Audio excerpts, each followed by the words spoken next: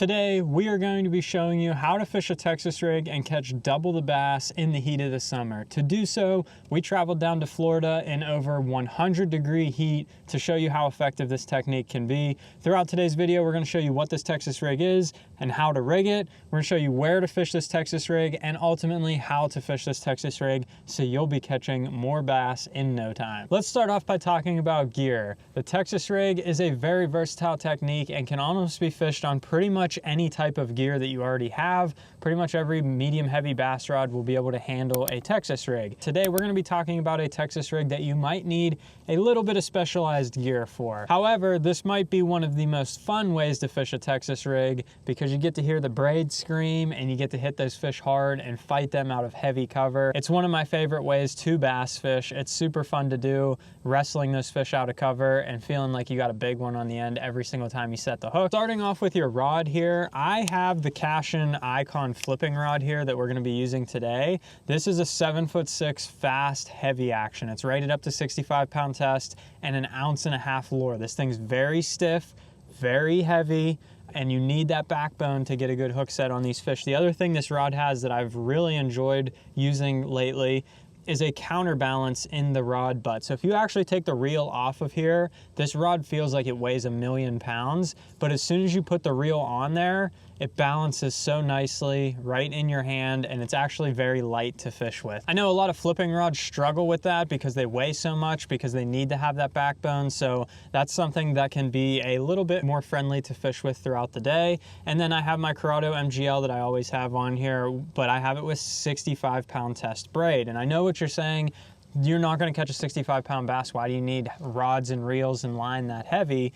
If you look behind me, this is the reason why right here. So there's tons of grass that we're gonna be fishing in today, very heavy cover, and ultimately it's not a matter of how big the fish are, it's a matter of getting them out of cover. And like I said, we're in Florida. I mean, I could cook a 10, 12, 14 pounder in this stuff, and you gotta get that fish out. So that fish, when it wraps you up in there, if you don't have the right gear, you're never gonna get out. You're gonna break off, you're gonna lose fish, you won't be able to get them out quick enough before the hook comes out. So that's the reason for the heavy gear. It's not necessarily because we're gonna be catching gigantic bass, it's because we're gonna need that to get those fish out. Now, if you don't have this exact setup that I'm talking about right here, this is one that I used for a while before then, and I'm actually gonna be using it a little bit today, doing a different technique with a little bit lighter of a weight. So whenever I get around some sparser cover, I can use this one instead. But if this is all you have, you could get away with doing what we're gonna do with the other rod too, with this setup right here. This is my Cashin Element frog rod. Basically any frog rod you have will work in this scenario as well. This is a 7'3" fast heavy action, again rated to 65-pound test braid, and 1.5 ounces, but this is only 7'3", and it's a little bit lighter than that last rod. Not saying you can't get fish out with it, but it's a little bit lighter than that flipping stick. So if you're truly flipping, you're getting into the heaviest cover, I highly recommend getting a dedicated flipping stick. If you like to frog and occasionally flip some lily pads or some deep hydrilla or milfoil or something like that, there is no problem just using your frog rod to do that. Same reel, same line, that is the setup on that one there. From there, there's only a couple more things you need to make up this Texas rig, and it depends on which one you're going to be using. So like I said, I have two right here. The first one, you can see I have 2 bobber stops on here. And the second one, you can see I only have 1 bobber stop. And the reason for that is basically just the size of your weight. So I found over the years, if you put 2 on here, it will actually keep that weight from sliding up your line, where if you just have 1, you can slide it up your line. So that double bobber stop, if you have a heavy weight, makes it stay more compact and fall through the cover a lot easier. So this is a 3/4 ounce tungsten on here. I'll use anywhere from a 3/4 up to 1.5 ounces for this technique we're gonna do today. And then I have a 6 cents prawn on here, just any style beaver bait would work just fine, and a 4/0 ox flipping hook. So that's my rig right there. I really like the straight shank flipping hooks for 2 reasons. One, you can see does not catch at all. That's buried in the skin, you're not gonna get hung up.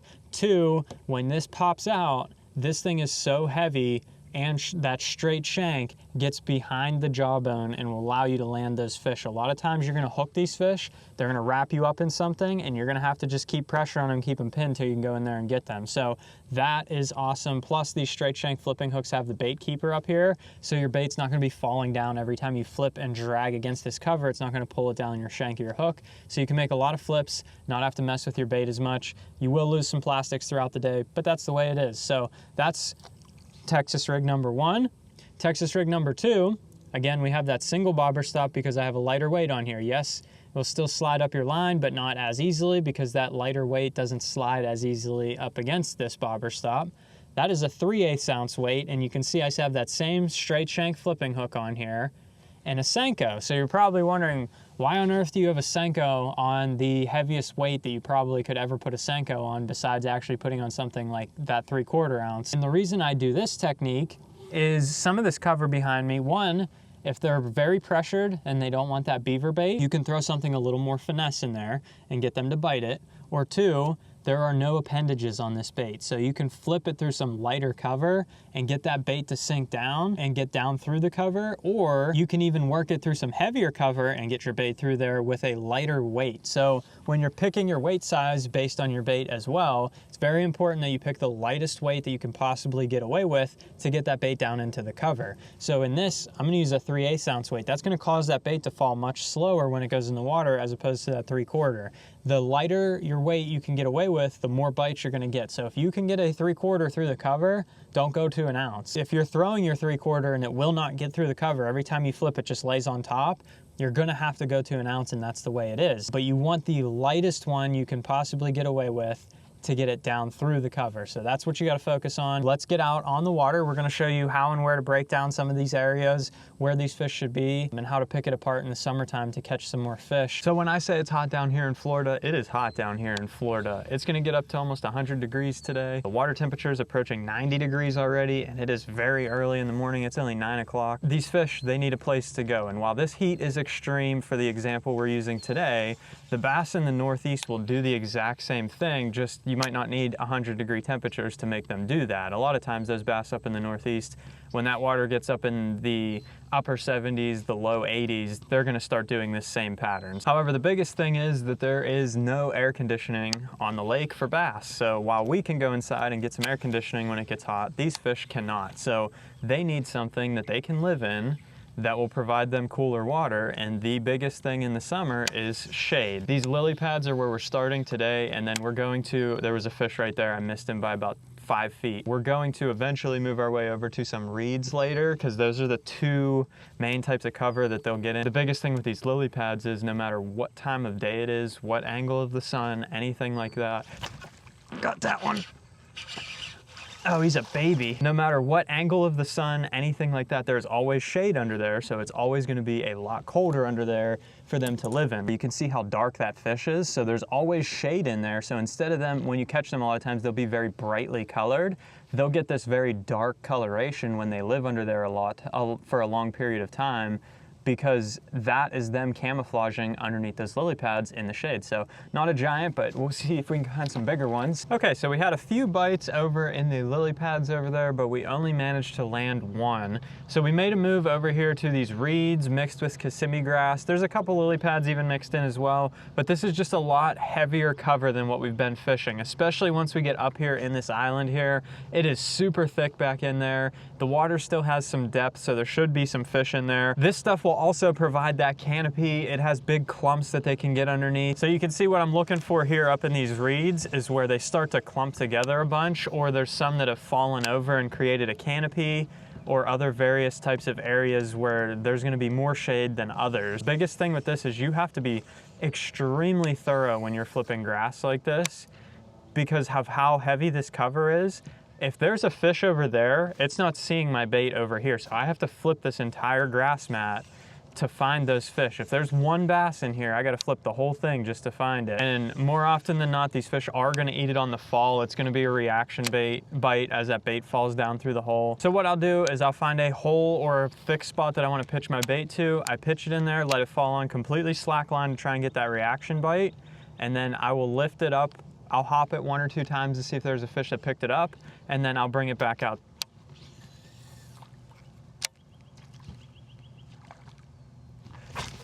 Got that one. Come on. He's still on there. I can see him. Here he comes. Got him. Woo. That's the fun part about catching them out of that grass. They get you down in there and you gotta rip them out. That's exactly what I mean though. Like, yes, that's not a 65-pound bass, but if I had fluorocarbon, if I had anything else that wasn't heavy enough, that fish was not coming out of that grass. I mean, he yanked that thing so hard. You could see that my rod fell. I heard a fish bust back here. I turned around. We're gonna throw him back because it's really hot out, but get him back in the water. I heard a fish bust over here, so I turned back to see what it was chasing bait-wise, and my bait was falling, and I literally felt the fish just pull the slack out of my line, come tight. I set the hook. He already had me all wrapped in that Kissimmee grass, and I could not get him out of there with anything else.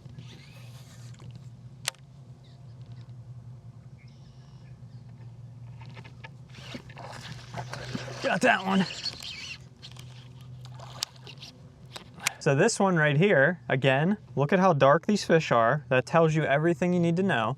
But that fish was sitting right underneath that laid over cattail there. So there is a big cluster of them right there. And then right out in front, there's a laid down one that creates shade. So that fish could have been sitting up underneath it. That bait dropped in, he came out and grabbed it, and we caught him. So next time you're out in the heat of the summer, find some shade, get to flipping, and try and catch you some bass on your local fishery. If you don't have any type of dense cover like this on your lake and you think those fish go offshore, check this video out right here. That's the bait that I combined with this guy to catch more fish. No matter how hot it gets in the summer, this one or this bait right here will get it done depending upon if you have offshore fish or fish hiding under some cover. So I hope you guys enjoyed today's video. Leave a like down below and hit that subscribe button, and thanks for watching.